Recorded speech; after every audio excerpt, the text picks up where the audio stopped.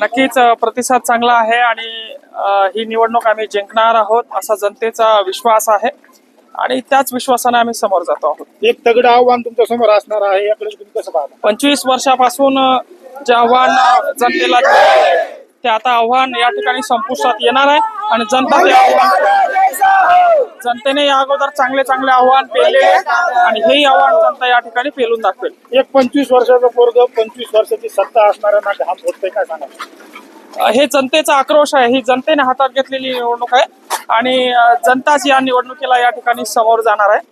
त्यामुळे माझा काही संबंध नाही, मी फक्त जनतेचा आवाज बनून या निवडणुकीला समोर जातो.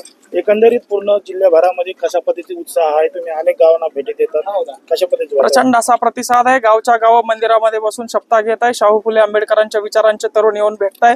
छत्रपती शिवाजी महाराजांचा वारसदार विचारांचा वारसा असलेला तरुण या ठिकाणी शाहू फुले आंबेडकरांच्या विचाराचा वारसा वाचलेला, त्यांना समजून घेतलेला तरुण या ठिकाणी निवडणुकीला समोर जातोय. तरुणांचा उत्स्फूर्त असा या ठिकाणी प्रतिसाद आहे.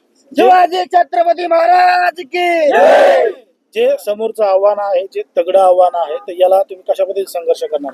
हे जनता बघून घेईल. आता हे जनतेचा आकांत आम्ही या ठिकाणी घेऊन चाललेलो आहे आणि जनताच हे आव्हान पेलणार आहे, झापणार आहे. मी 25 वर्षाचा तरुण, माझ्याकडे काही धनसंपत्ती नाही, माझ्याकडनं हे झापणार नाहीये, पण जनतेनं या ठिकाणी उभं केलंय. जनता यांना पाणी पाजल्याशिवाय राहणार. कुठले विकासाचे मुद्दे तुमच्याकडे असणार आहेत? तुमच्या जाहीरनाम्यामध्ये काय असणार आहे? पूर्ण या ठिकाणी जिल्ह्यामध्ये ना रस्ता व्यवस्थित आहे, ना प्यायला पाणी व्यवस्थित आहे, ना आरोग्य व्यवस्था व्यवस्थित आहे, ना शिक्षण व्यवस्था व्यवस्थित आहे. 25 वर्षात असा एकही मुद्दा नाही की यांनी व्यवस्थित ते हँडल केला आणि तो त्या लोकसभेमध्ये मांडला. म्हणून हे सगळे मुद्दे घेऊन आम्ही जनतेमध्ये जाणार आहोत.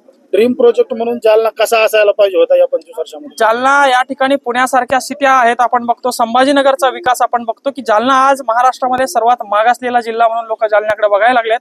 जालन्याची शिक्षण व्यवस्था आणि आरोग्य व्यवस्था तर थर्ड क्लास लेवलची झालेली आहे. यांच्या पोरांचे पोट यांनी भरले, मात्र जालन्यातील तरुणांचं शिक्षण यांनी उद्ध्वस्त केलंय. काही जण म्हणजे साळू आरोप करतात की हे फक्त स्टंटबाजी करतात, असं करतात. आता ते 13 तारखेला मतदानाच्या रूपात दिसून येईल. स्टंटबाजी आता काय स्टंटबाजी आहे? समाजाच्या डोक्यात काठ्या तुम्ही घालणार, 18 पगड जातींवर अन्याय तुम्ही करणार आणि त्याला विरोध केला तर त्याला स्टंटबाजी तुम्ही म्हणणार.